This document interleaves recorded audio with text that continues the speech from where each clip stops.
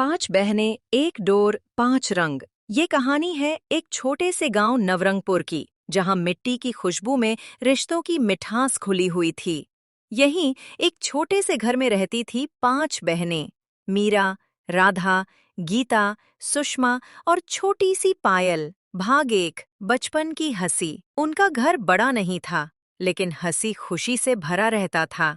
माँ के हाथ की रोटियां और बापू की हंसी ही उनकी सबसे बड़ी दौलत थी। मीरा सबसे बड़ी, जिम्मेदार। देखो, सब अपनी किताबें समेट लो, बापू खेत से आते ही पूछेंगे पढ़ाई हुई या नहीं। राधा शरारती मुस्कान के साथ, दीदी पहले तुम बताओ, तुम्हारी कहानी कहाँ तक पहुंची? वो जो सपनों वाला शहर है, वहीं जाने वाली थी ना? मीरा मुस्कुराकर, हाँ, लेकिन पहले तुम सब बड़े हो जाओ, फिर मैं जाऊंगी। बचपन सपनों से भरा था, लेकिन किस्मत के पास अपने इम्तिहान थे। भाग दो, एक बरसात की रात, जब आसमान गरज रहा था, बापू खेत से लौटे ही नहीं। बिजली की चमक के साथ घर की हंसी भी बुझ गई। गीता रोते हुए, दीदी अब क्या होगा? मीरा आंसू पोंछते हुए, कुछ नहीं होगा, हम पांच हैं ना, हम सब मिलकर सब संभाल लेंगे। उस दिन से मीरा सिर्फ बड़ी बहन नहीं रही, माँ बन गई, पिता बन गई। हर बहन ने कुछ न कुछ छोड़ दिया।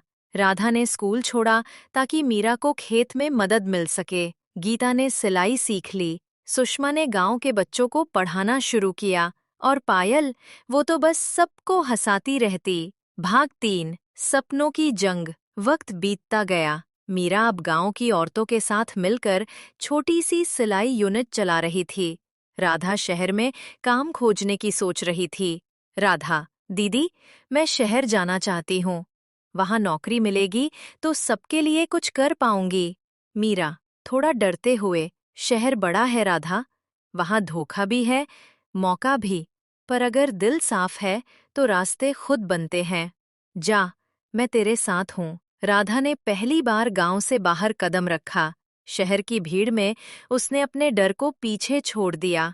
धीरे धीरे उसने एक बुटीक में काम शुरू किया, और महीनों बाद जब पहली तनख्वाह मिली, उसने सबसे पहले घर पैसे भेजे।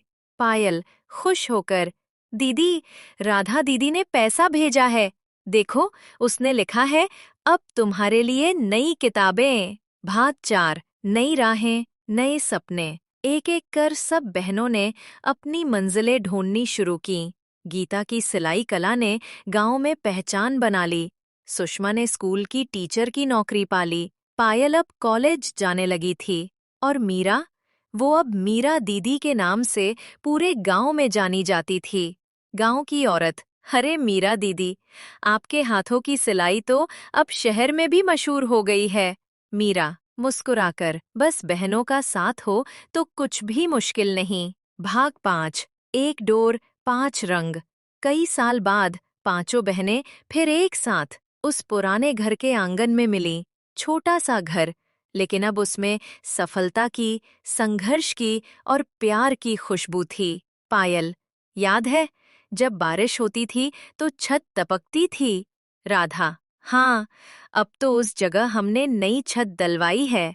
गीता, और मीरा दीदी अब पूरे जिले की महिला समिति की अध्यक्ष हैं। मीरा नम आंखों से, तुम सबका साथ ना होता तो कुछ भी नहीं कर पाती मैं। उस दिन पांचों बहनों ने मिलकर एक नई पहल शुरू की, पांच रंग, महिलाओं के लिए आत्मनिर्भरता मिशन। उन्होंने ठान लिया कि गांव की कोई लड़की अपने सपनों को सिर्फ इसलिए नहीं छोड़ेगी कि उसके पास साधन नहीं है। वो इस अंतिम दृश्य, सूरज डूब रहा था, पांचों बहनें आंगन में बैठी थीं, हाथों में चाय के प्याले, चेहरों पर सुकून। वो पांचों अब सिर्फ बहनें नहीं रहीं, एक प्रतीक थीं, प्यार, हिम्मत और उम्मीद का। हम पांच बहनें हैं, पांच रंग हैं, लेकिन डोर एक ही है, साथ की।